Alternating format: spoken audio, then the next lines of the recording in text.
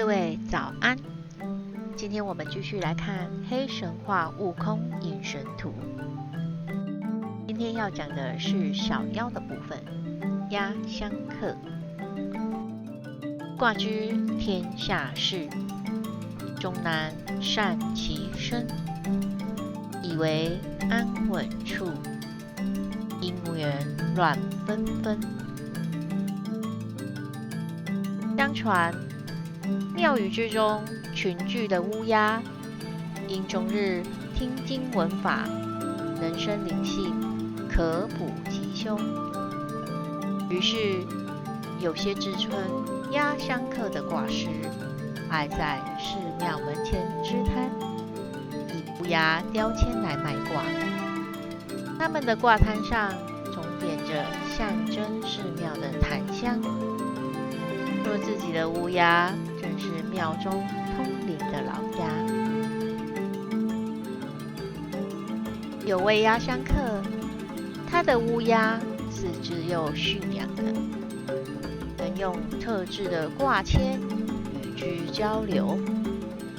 每日他令乌鸦飞到城中各处窥看人们生活，待香客来求签时，便借助卦签向鸦群打探消息。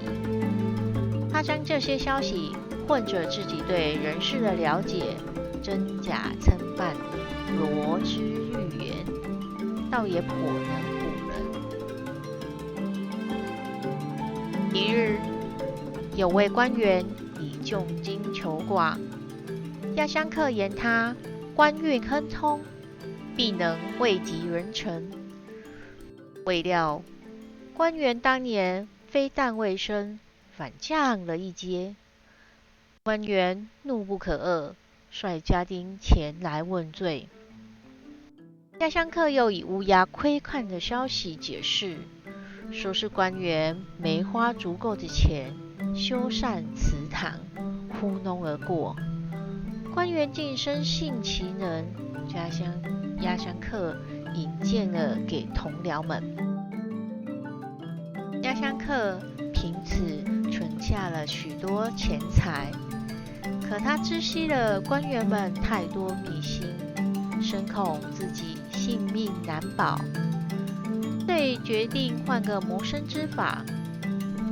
这日，他欲将乌鸦们悉数驱散，而乌鸦们却不肯离去。压香客便对乌鸦使尽各种手段，欲除之而后快。乌鸦们忍无可忍，奋起而攻之，将其啄食而亡。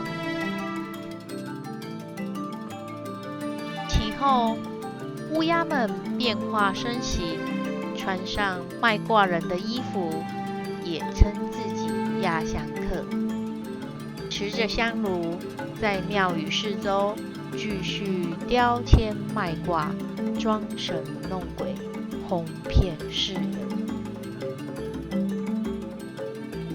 这个故事里的压香客是一位靠乌鸦卜卦谋生的卦师，他的乌鸦会窥探城中百姓的生活，并以此来帮助他预测吉凶。他曾为一位官员预言官运亨通，但结果事与愿违。为了糊弄官员，他再次利用乌鸦的消息解释原因，反而让官员更相信他的能力。随着时间推移，压香客因为掌握了太多官员的秘密，感到自己身陷危险，决定驱散乌鸦，另谋生路。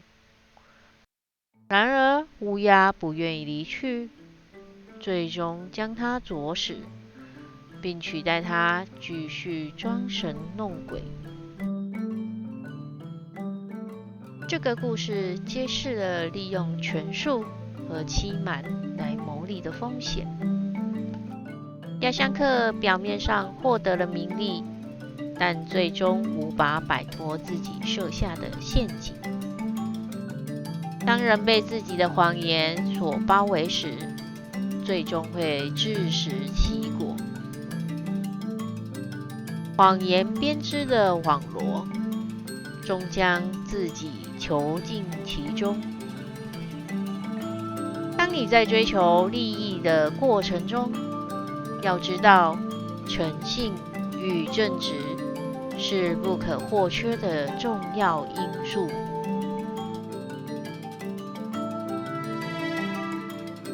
如果你喜欢黑神话、悟空、隐神图一系列的故事，再请您按赞、订阅、追踪，我们再继续看下去。